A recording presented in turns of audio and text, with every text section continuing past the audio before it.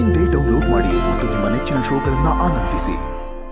ಹೆಣ್ಮಕ್ಳ ತಲೆಯಲ್ಲಿ ಏನಿದೆ ಅಂತ ತಿಳ್ಕೊಳ್ಳೋಕೆ ನಾವು ಒಂದಷ್ಟು ಜನ ಹೆಣ್ಮಕ್ಳ ಹತ್ರನೇ ಹೋಗಿ ಸರ್ವೆ ಮಾಡಿ ಅದರಲ್ಲಿ ಕೆಲವು ಆಯ್ದ ಪ್ರಶ್ನೆಗಳನ್ನ ಇಲ್ಲಿ ಪ್ಲೇ ಮಾಡ್ತೀವಿ.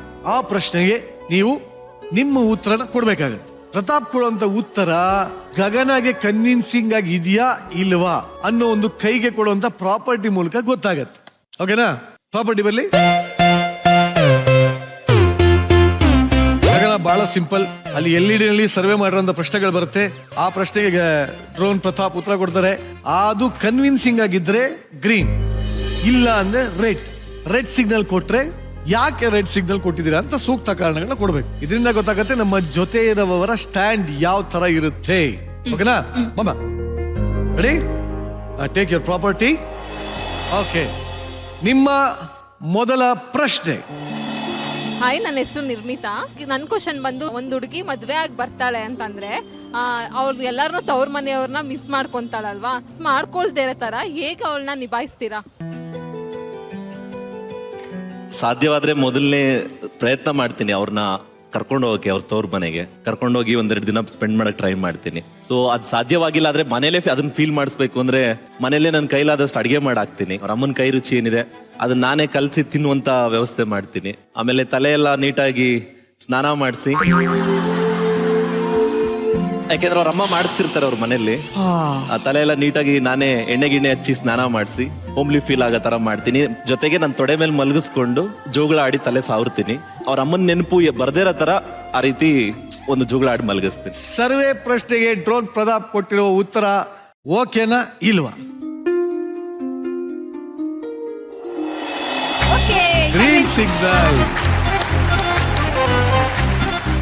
ನಿಮ್ಗೂ ನಿಮ್ಗೆ ಬರುವಂತ ಭಾವಿ ಪತಿ ಇದೇ ತರ ಇರಬೇಕು ಅಂತ ಆಸೆ? ಖಂಡಿತವಾಗ್ಲು ಸರ್. ಅಂದ್ರೆ ತವ್ರ ಮನೆಯಿಂದ ಬರ್ತೀವಿ ಅಂದ್ರೆ ಫಸ್ಟ್ ಮೇಜರ್ ಆಗಿ ಮಿಸ್ ಮಾಡ್ಕೊಂಡೆ ನಾವು ನಮ್ಮ ಅಮ್ಮನ್ನ.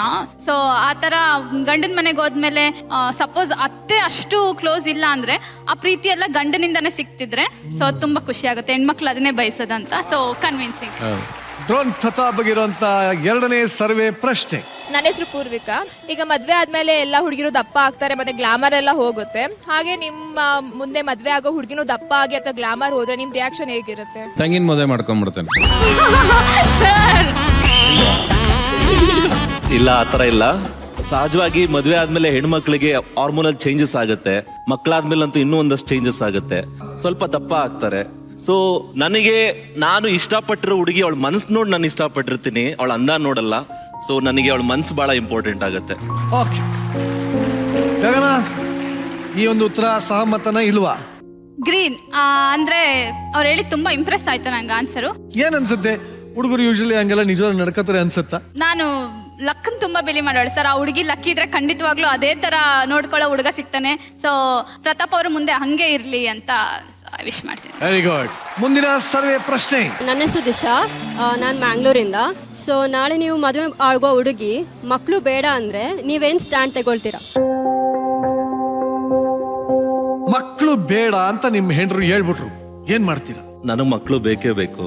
ಅದನ್ನ ಮುಂಚಿತವಾಗೇ ಮಾತಾಡ್ಕೋತೀನಿ, ಮನ್ಸಲ್ಲಿ ಏನಿದೆ ಅಂತ ತಿಳ್ಕೊತೀನಿ. ಅಲ್ಲಿ ಇದ್ದಿದ್ದ ಪ್ರಶ್ನೆ ಮದುವೆ ಆದ್ಮೇಲೆ ಮಗು ಬೇಡ ಅಂದ್ರೆ ಏನ್ ಮಾಡ್ತೀಯ ಅಂತ. ಮುಂಚೆನೆ ಡಿಸಿಷನ್ ತಗೊಂಡ್ವಿ ಮಾಡಲ್ಲ ಅಂದ್ರೆ ಪ್ರಶ್ನೆನೇ ಬರಲ್ಲ. ಅದು ಕೆಲವರು ಮಗುನೇ ಆಗದಿರೋ ಪರಿಸ್ಥಿತಿ ಇರ್ಬೋದು, ಇಲ್ಲ ಮಗು ಬೇಡ ಅನ್ನೋ ಪರಿಸ್ಥಿತಿ ಇರ್ಬೋದು. ಎರಡೂ ಬಂದಾಗ ಗಂಡನಾಗಿ ನೀನ್ ಹೆಂಗೆ ಹ್ಯಾಂಡಲ್ ಮಾಡ್ತೀಯ ಆ ಸಿಚುವೇಶನ್ ಅನ್ನೋದು ಪ್ರಶ್ನೆ ಇರೋದು. ನೀವು ಸರ್ ಮಗು ಆಗೋ ಪರಿಸ್ಥಿತಿ ಇದ್ರು ಬೇಡ ಅಂದ್ರೆ ಡೈವರ್ಸ್ ಮಾಡ್ತೀನಿ ಸರ್.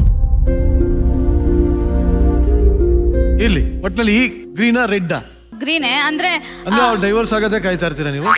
ಮೇ ಬಿ ಆ ಹುಡುಗಿಗೆ ಮಗು ಇಷ್ಟ ಇಲ್ಲ ಅಂದ್ಮೇಲೆ ಅವಳು ಕೂಡ ಅಮ್ಮ ಆಗಿ ಆ ಮಗುನ್ ಟೇಕ್ ಕೇರ್ ಮಾಡ್ಬೇಕಲ್ಲ. ಪಾಪ ಗಂಡ ಹೆಂಡ್ತಿದ್ರ ಮಧ್ಯೆ ಪಾಪು ಯಾಕೆ ಬಡವಾಗ್ಬೇಕು ಅಂತ. ಯಾಕಂದ್ರೆ ಹಂಗಾಗಿ ಯಾವಾಗ್ಲೂ ನಾನು ಹೇಳೋದು ಇದೊಂದೇ ಮಾತು, ಇವ್ರಿಬ್ರು ಹೇಳಿದ ಆನ್ಸರ್ನು ಒಪ್ತೀನಿ. ಇಷ್ಟ ಇಲ್ವಾ ಮಾಡ್ಕೊಳ್ಳೇಬೇಡಿ.